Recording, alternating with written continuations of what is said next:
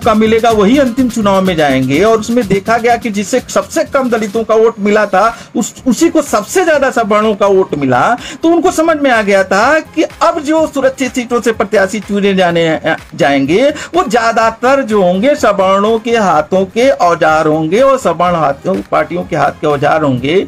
इसी आधार पर उन्होंने कहा था कि जाने पहचाने मुहावरे का प्रयोग करें तो हिंदुओं के नजरिए से संयुक्त निर्वाचन मंडल एक राटन बरो जीर्ण शीर्ण उपनगर है जिसमें हिंदुओं को एक अछूत के नामांकन का अधिकार मिलता है, और जो नाम मात्र को अछूतों का प्रतिनिधि होता है, किंतु वास्तव में वो हिंदुओं का औजार होता है, जिसे कांशीराम ने चमचा नाम दिया कि चमचा होता है।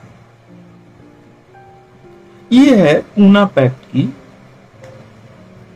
कहानी। दो बातें स्पष्ट हैं। पहली बात तो ये कि भारतीय समाज के सबसे दबे कुचले शोषित उत्पीड़ित अपमानित साधन संसाधन विहीन सामाजिक राजनैतिक धार्मिक आर्थिक अधिकार विहीन समुदाय को अपना स्वतंत्र प्रतिनिधि अपने वोट से चुनने का एक अवसर पृथक निर्वाचन मंडल ने प्रदान किया था, जो सचमुच में उसकी आवाज उठाए बिना डरे कि उसको गैर दलितों का वोट मिलेगा कि नहीं। उस अधिकार से को गांधी ने हिंदू धर्म की रक्षा के नाम पर उस अधिकार से दलितों को वंचित कर दिया। डॉक्टर अंबेडकर के सीने में जो सूल हमेशा चुभता रहा, वह सूल जितना मैं अध्ययन कर पा रहा हूं वह है पूना पैक्ट का सूल। खंड 16 पूरा उसी पर केंद्रित है। कांग्रेस और गांधी ने अछूतों के लिए क्या किया। खंड 17 और उसके अलावा राजकमल से जो निकली हुई है 4 खंड, और उन्होंने कहा उसमें देख लीजिए 5 लेख इसी विषय पर हैं। उसके अलावा जो पत्रकारिता के बहिष्कृत भारत में देख लीजिए। उसके अलावा स्टेट एंड माइनॉरिटी का आधा से ज्यादा हिस्सा इसी विषय पर लिखा हुआ है। यानी दलितों को जो एक स्टेट एंड माइनॉरिटी जो एक संविधान उनकी तरफ से, उसमें भी विस्तार से इसी विषय पर लिखा, आंकड़े के साथ लिखा हुआ है, और कि कैसे दलितों की रीढ़ तोड़ दिया, राजनीतिक रीढ़ तोड़ दिया पूना पैक्ट ने। ये सूल डॉक्टर अंबेडकर के सीने में जीते जी धंसा रहा। संविधान सभा में गए, उन्होंने मैक्सिमम जो न्याय हो सकता था, जब भी कहीं जाते थे सबके न्याय के बारे में सोचते थे, वो चाहे दलित हो चाहे सवर्ण हो चाहे कोई भी हो, सबके न्याय के बारे में सोचते थे। इसमें कोई दो राय नहीं है। लेकिन जो सबसे अन्याय का शिकार है उसके ज्यादा सबसे ज्यादा अन्याय का शिकार उस जमाने में दलित थे और महिलाएं थी, तो सबसे ज्यादा उसके बारे में उन्होंने सोचा है। तो सबसे ज्यादा किसी भी न्यायप्रिय व्यक्ति का काम होता है कि वो सबके न्याय के बारे में सोचे, लेकिन सबसे पहले उसके न्याय के बारे में सोचे जो सबसे ज्यादा अन्याय का शिकार है, और उसको उन्होंने सोचा। वो सूल उनके सीने में धंसा रहा। प्रश्न ये है कि अब क्या किया, अब क्या हो सकता है। मैं निश्चित तौर पर हम लोगों के साथी और शिक्षक मित्र विलक्षण रविदास जी ने भी आज अपनी पोस्ट में लिखा था, मैं निश्चित तौर पर पूना पैक्ट या पृथक निर्वाचन मंडल की वापसी या पृथक निर्वाचन मंडल बनाने का ये संघर्ष का कोई समर्थक नहीं हूं, न मैं इसकी संभावनाओं पर बात कर रहा हूं। अब इसका एकमात्र रास्ता है, और उस रास्ते की प्रारंभिक तलाश एक हद तक शुरुआती दौर में और मजबूती के साथ मानवर कांशीराम ने किया था,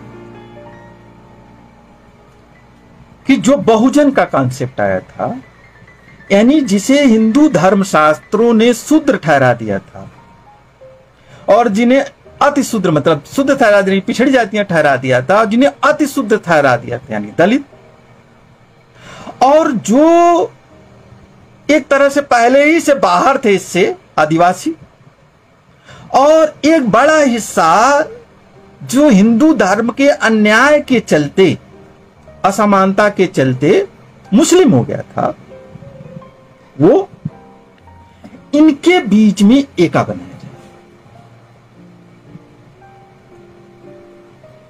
और इस एका के आधार पर, एका के आधार हैं, इस एका के आधार पर स्वतंत्र बहुजन राजनीति खड़ी की जाए।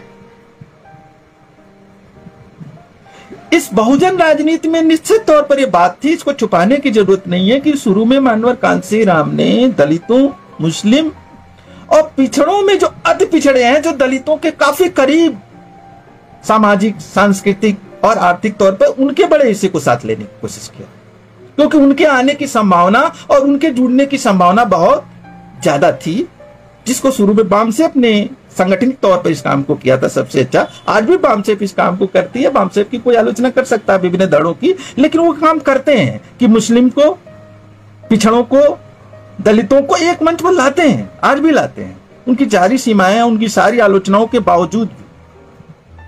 और जो नई परिस्थिति बनी है, जिसमें पिछड़ों की समृद्धि का एक आधार था, जो समृद्धि का आधार खेती थी, जो पिछड़ों की समृद्धि का आधार थी, और लगता था कि ये खेती में इनका वर्चस्व इतना बढ़ रहा है कि दलितों से टकराहट इनकी लगातार बढ़ती जाएगी और दलित राजनीति और पिछड़ी राजनीति बिल्कुल अलग अलग दिशा लेगी। वो स्थिति बदल गई है। अब पूरे देश की अर्थव्यवस्था में पिछड़े जो उत्पादक थे, कृषक थे, शिल्पकार थे, उनकी कोई हैसियत ही नहीं रह गई है, क्योंकि पूरी खेती पर कॉरपोरेट ने नियंत्रण कर लिया है, बीजों पर नियंत्रण कर लिया है, पेस्टिसाइड पर नियंत्रण कर लिया है, मार्केट पर नियंत्रण कर लिया है, और 3 कृषि बिलों के माध्यम से उन्होंने एक तरह से पूरी खेती पर भी नियंत्रण करने का एक तैयारी पूरी कर ली है। 3 कृषि बिल इसी के लिए, यानी दलित पिछड़ों की समृद्धि का जो आधार खेती थी, और जीडीपी में खेती की भूमिका सिकुड़ के 14% हो गई है। यानी दलित लगातार जो नई अर्थव्यवस्था बनी है और जो नई तरह के न्यू लिबरल के, उसमें न्यू लिबरल अर्थव्यवस्था बनी है निजीकरण की, उसमें पिछड़े भी ढकेल के काफी पीछे ढकेल दिए गए हैं, और उनके स्रोत संसाधन पर कॉर्पोरेट मतलब अपर कास्ट ही होता है, उसने कब्जा कर लिया। और दलित राजनीति का जो आधार था, जो आरक्षण से पाए हुए, नौकरी पाए हुए लोग थे, वो लगातार निजीकरण उस आधार को भी कमजोर कर रहा है,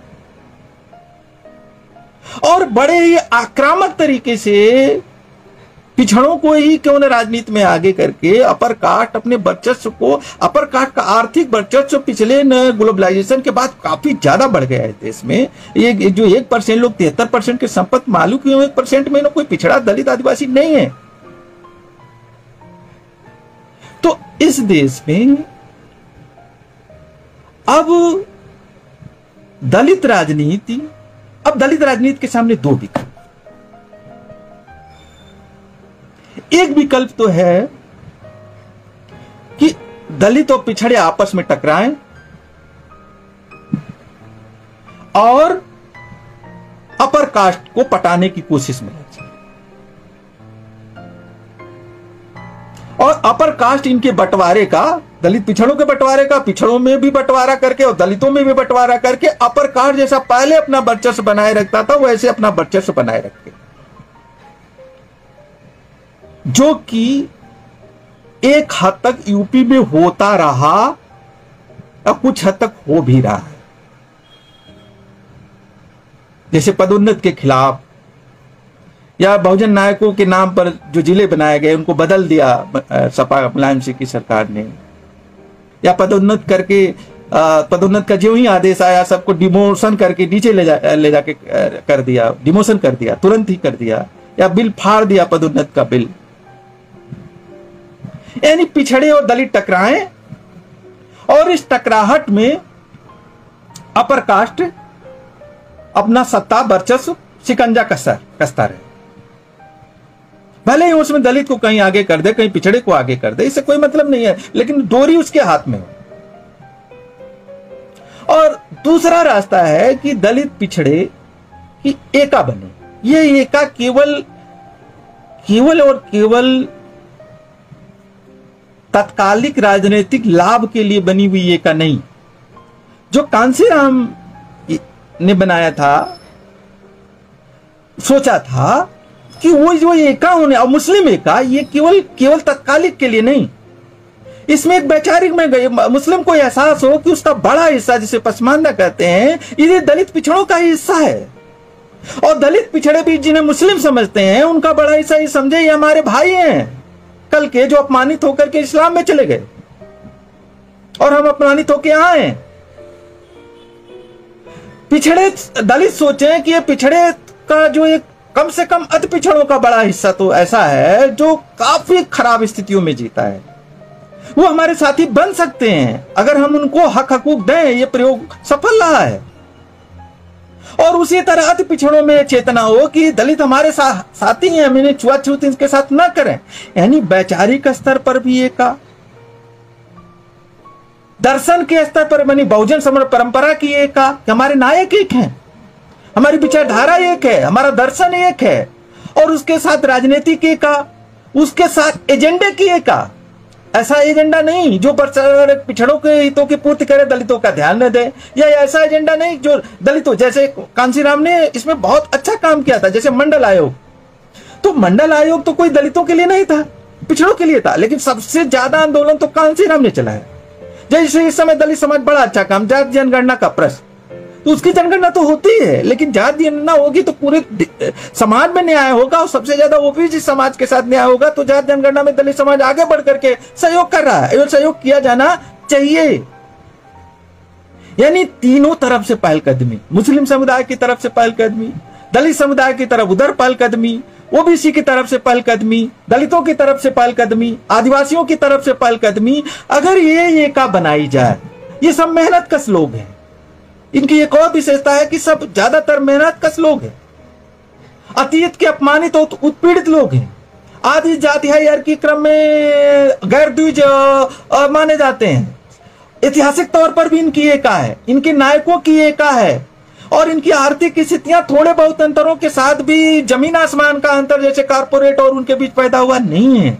तो एका ये बन सकता है, और एक स्वतंत्र राजनीति, जिसे वास्तव में बहुजन राजनीति कहते हैं, क्योंकि इतिहास बदलता है, समय बदलता है, तो रणनीति भी बदलती है। आज भविष्य की, आज रणनीति पृथक निर्वाचन की नहीं हो सकती। फिर से आज भविष्य ये है कि कैसे जो कल शुद्ध ठहराए गए थे, जो आज के अन्य पिछड़े वर्ग हैं, कैसे जो दलित अंत्य ठहराए गए थे, अति शुद्ध ठहराए गए थे, कैसे जो भाई बंधु मुस्लिम बन गए थे या ईसाई बन गए थे, कैसे जो आदिवासी खदेड़ कर किनारे लगा दिए गए थे, इन सब लोगों को यूनाइट किया जाए। और ये यूनाइट तभी हो सकता है जब वैचारिक, ऐतिहासिक, नायकों की, दर्शन की, राजनीति की, सबसे बड़ी बात एजेंडे की, कि एजेंडा ऐसा हो, एजेंडे की, और भाईचारा भी कायम करना पड़ेगा। भाईचारे की, अगर ये भाईचारा बनता है, कायम किया जाए, तो कैसे मुट्ठी भर, कुल मिला 15% यूपी में मान लीजिए अपर कास्ट, 20% अपर कास्ट हो, उसी के लिए परशुराम और ब्राह्मण, ये प्रबुद्ध सम्मेलन, ये वो सब चल रहा है। क्योंकि व्यक्तिगत सत्ता की, जो ही व्यक्तिगत सत्ता की राजनीति होती है तो कुछ भी कोई कर सकता है। जब व्यक्ति के लिए सत्ता की जरूरत होती है, कोई समूह सत्ता अपने लिए चाहता है, जब समाज के लिए सत्ता जाता तो कुर्बानी की जाती है।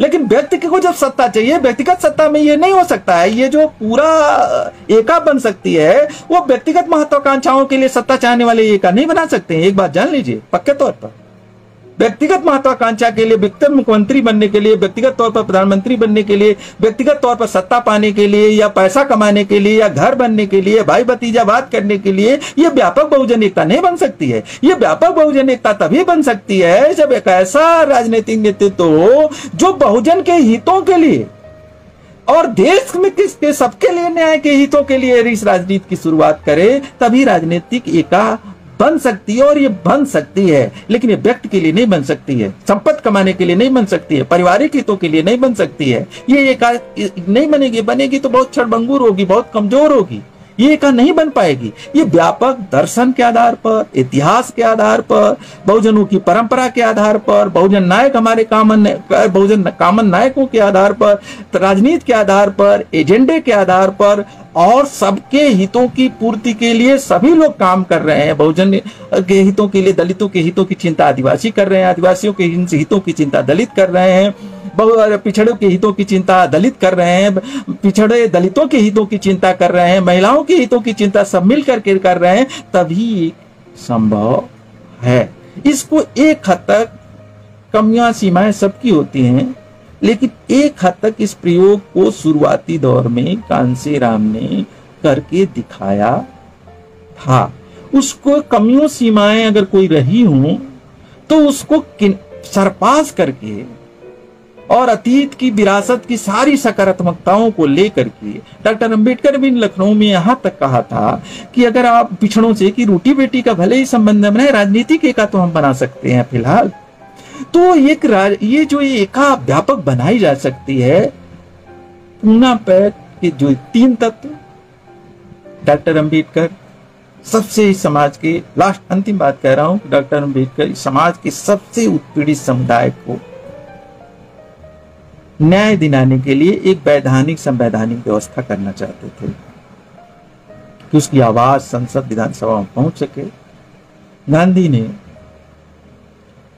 हिंदू धर्म की रक्षा के नाम पर उसको भी कुर्बान करने के लिए डॉक्टर अंबेडकर को बाध्य कर दिया।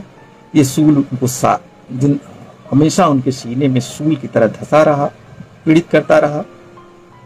अंतिम बीबीसी के इंटरव्यू में भी वो दर्द उनका दिखाई देता है 55